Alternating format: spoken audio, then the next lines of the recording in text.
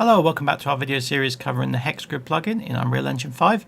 This video is going to be covering the demo content, which is arguably the most useful content to have a little look at. But it's good to know the blueprint system first so that you know where things exist and where to look for them. So getting started, we're going to go to our Hex Grid content folder, going to go Hex Grids and Maps. And in here we have a few different demo content maps. We're going to start with the demo room because this is by far the most useful. We're not going to save our changes. And this is kind of a traditional Unreal demo room. So we're going to go ahead and press play and select a viewport. And I'm just going to full screen this. Okay, so some of this we're going to have already covered. So for example, the core shapes, we've already gone through those and you know how they work. Over here on the side, we've got a few kind of random information things that if you put in squares, then you're going to get a nice brick shape. I'm not sure that's useful, but it's cool to know. If you put circles as your meshes, you get kind of a cool circle mesh shape. Just cool to know. Nothing really special about them. Now, here's our first kind of functionality room. Now, most of these functions, the first three anyway, are essentially what we call dumb functions. They don't know anything about what's on the grid. They just work with the grid index system itself.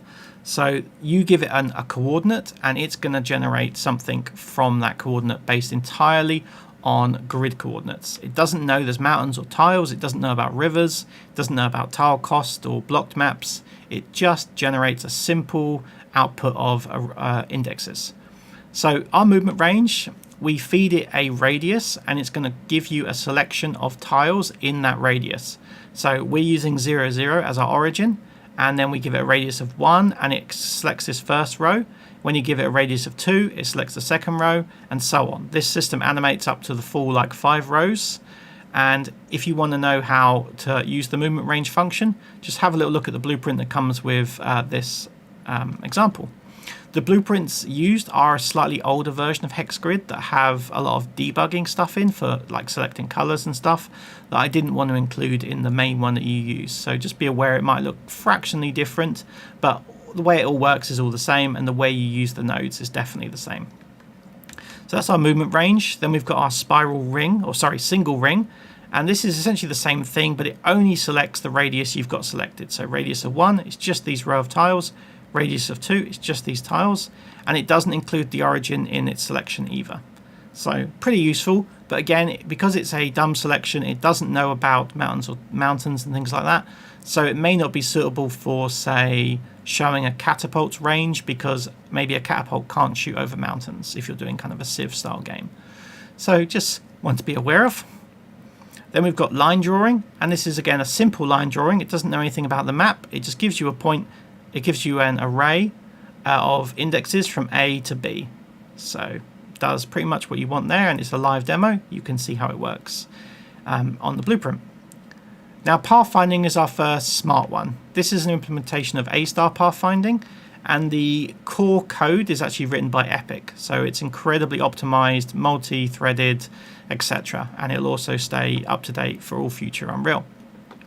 We implement this and we use our tile cost and our tile blocked map that we set up in the blueprint. And this allows us to actually path around mountains and have expensive tiles like these pond tiles. So this is a cost of 4, the pond tiles by default. So if I go to this tile here, you can see it will try and go around rather than through the river. And obviously this is incredibly useful for lots and lots of projects, lots of reasons, whether you're trying to work out, a unit's movement or whether you can hit something, whatever. There's lots of reasons to use the A-star pathfinding. If we go behind us, we've got the other version we've got, and this is flood fills. So flood fills will expand outwards from the origin point, and they'll try and go through each tile, and they'll respect the block map and they'll respect the cost map. So you'll see up here it'll avoid this water tile until it gets very, it would be expensive not to go in it. So the flood fill will go through that tile. They're both very optimized, but the flood fill is entirely my implementation rather than Epic's. And I think it works pretty well, and it should be very useful for if you're doing a Civ style game, working out movement ranges or shooting ranges. If you're doing a tabletop type game, again, movement ranges, things like that. Lots of uses for the flood fill. And one bonus thing with the flood fill, once you've done it, you can then extract a path out of the flood fill very, very cheaply. So this will then draw, so we've got this as our origin point here, and this is our goal, and it's worked out this yellow path, and it does this almost for free because it has the flood fill information it needs to populate an actual path. So you can use the flood fill to do both jobs. So it's up to you whether you want to use A-star or flood fill. Both have their merits, and you can try them out and see which works best for you. In the next room, we've got some more selection-y type systems. So we've got being able to select the neighbor of an origin, and you can feed it like top left, top right, right, left, etc. And it will pick out that tile that references it. We've got diagonals, same sort of concept, but it gets the diagonal of your origin point. And we've got corners. Corners is a slightly unique one in that it needs a bit more information because it needs to know about your mesh in terms of like the size of your grid and the size of the mesh. And using this, we can pick out the actual corners of a tile, which are potentially very useful if you're trying to draw fences on the edge of a tile or something like that. Though there is another function we'll show you in a minute that does that too. Over here on the far end, we've got rotation around pivots. So this takes the origin point, a radius, and it returns you the different angles around the tile. So you ask it for, say, the right side one, and it's going to give you this one here. I'm showing all 6 directions at once, and you can use this for whatever you need. I actually haven't found a use for this yet in my own projects, but it's there should you need it. Just behind us, we've got some maps that are animating using the instance system. These are not particularly useful. It's just an example that you can do it, but you can see that Unreal doesn't really like animating instances on tick, and they have a few rendering issues. It's just there to show that you could do it. I don't really recommend it. In the next room, we've got some new functionality. We've got the single ring extended. So this selects a radius around the origin tile here, but it also does it with a directionality, and it does it picking out the corners. So this is potentially really useful if you wanted to draw a castle wall around a whole wealth of tiles, or you want to define kind of a boundary and put spires on each corner. This just gives you that flexibility without having to do any additional work. It's very, very simple in its setup, and you can do with this what you will. We also have a similar one for the spiral rings. So spiral ring works its way outwards and then into the next row and then into the next row, and it also gives you the option to select the corner points. So this will output the main spiral and it will output the corner points. So could be useful, depends what you want to use it for, it's up to you. Over here, just a quick note that most of our functionality uses this special origin thing, which has columns and rows. It's a custom struct that has a detail override, just to make it easy to use. Not much to be said about it really, just makes your user experience a bit better. And in the final room, we have a fairly complicated blueprint that shows 3 different methods of animating through pathing. Generally speaking, you can have a look at this and see how we've done it, but it's quite a crude implementation and you are going to want to expand it.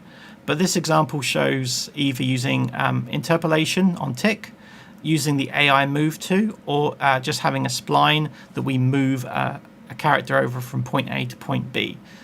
They all have their different benefits and they all have their different downsides, and it's up to you. We can generate the A-star pathing very easily, but how you animate a character to move over them is really up to you, because that's going to differ depending on your game, depending on what you're trying to achieve. If your floor is flat, then you can generally get away with things like T-interps. But if you've got dynamic floor, you've actually got like a landscape going on, you're probably going to want to use AI pathfinding and put in a nav mesh. So just something to be aware of. The blueprint shows a few different examples, and this grid itself is nav meshed, so that you can show, you can use that sort of system. It's up to you entirely, and there's lots of flexibility there. But you will need to pick an option and build it for your game. So that's our demo room. And just to show you a few others, we've got kind of some niche examples now. So our grid scanner just shows an example of how you might take a grid. And in this example, we loop through the grid, we line trace below it, and we find all the hits. And where it hits, we keep the grid. And where it doesn't get a line trace, we delete the grid. And that will allow us to do custom shapes. If I just simulate in the viewport, this is going to find this shape from the line traces and save it out, and it's actually generated on a real save file, And then this is just loading that save from memory. So you can see the grid file name down here. It's loading a mesh called grid scan. So you can do this once, save these out as files, and then you can use them in future kind of builds of map shapes. So it's just kind of an interesting way to shape custom maps. And if I go back to our older grid scanner example, this one doesn't save. It's just a slightly cruder example. It just shows another example taking a mesh and tracing it as a grid. But one way you can do this is you could take a photograph, bring it into Blender, trace it with a spline, just like put a spline around the edge of your image, and then extrude that image out and then save it out as a mesh. And that could be a way you could get really interesting custom grid shapes into your grid. The actual square grid is still here, but we're not rendering meshes onto them. So just something to be aware of. What you would generally do is any mesh or any grid that doesn't have a mesh on it, mark it as blocked in your tile blocked map, and that way the pathfinding won't attempt to go into areas you don't have mesh. If we go to a multi-instance example, this shows how you might use multiple instance static meshes together to actually have a unique world with different meshes. The setup for this is quite complicated, and it gets more complicated as you go. It also has some annoying limitations. I don't recommend using instances with different meshes, but if you wanted to, you could, and you can have a look at this as a little example for how to get started, but it's not my recommendation. Just because of how instances work, they're not designed for different meshes. So you can work around it, but it's complicated. Overview just shows the patch notes for the project, so we won't go into that. Runtime Map Builder, if we just open this up. This shows an example about how you might allow the user to build their own maps, and it has a lot of blueprint to it because we have to have line tracing options in our character. We have a custom grid that has a lot more saving and loading options in it for whether it's been selected, what type of mesh it has on it. So be aware there's a few different steps to how this system works. But if we go into selected viewport, we press the Start Grid Builder, and now we can, basically it spawns an empty grid with these kind of ghost tiles on it. And if we click, we can spawn in meshes. And we can select different meshes. And we can select some ponds. We could delete some out and put ponds in their place. And this just kind of shows an example. Now it's going to take more setup and some learning for what you want for your world, because this runtime grid building is a whole avenue on its own to explore. So it's up to you whether that interests you. But once you're done here, you could save the current grid. We'll call it test 2. And then we could say load grid, and we could load test. And there's our grid animating in, and we show test 2. And obviously we've gone through and we've made custom code to animate the tiles so they look cool and interesting when they come in as well. And if you want to work with this, there's demonstrations in this runtime version of the Hex Grid. There's also the demo character that contains the line tracing information, and there's also some hard information for obviously these type of buttons. So there's quite a bit to this, and if you want to do that, you'll need to be aware that you'll need to do some building. And lastly, if we go into our showcase, this just demonstrates some animation examples about how you might animate tiles on a per tile basis. And the reason we show this is because you can't just for loop through and run a timeline, because every time the for loop hits the timeline, it will reset it and it won't animate tiles at the same time. So instead what we have is these animation components that we spawn in, they animate their tile and then they delete themselves. And that allows you to procedurally animate an entire grid very cleanly without any risk of it cancelling a previous animation that was going on. So just another little demonstration of bits you can do with a grid. And that pretty much completes all of our demo content for the project. So hopefully between these demonstrations, the blueprint examples, and the details we've gone through, you have a good understanding about how you might go about building with the grid. Obviously there's a learning curve, but you should be able to build nearly anything with this Hex Grid, as long as you're willing to put in a little bit of work to build it. It should all be, the base functionality is all there. Hopefully the plugin is really useful. If you do like it and you find it useful, please go ahead and leave a feedback. And if you don't find it useful or you find there's problems, look for our Discord link. It's linked in a few different places on the product and in the plugin description. Just go to the support button and that'll take you to Discord, and I'll happily help you out there with any issues you're having. So thanks for watching, and hopefully the plugin helps you out. Good luck on your projects.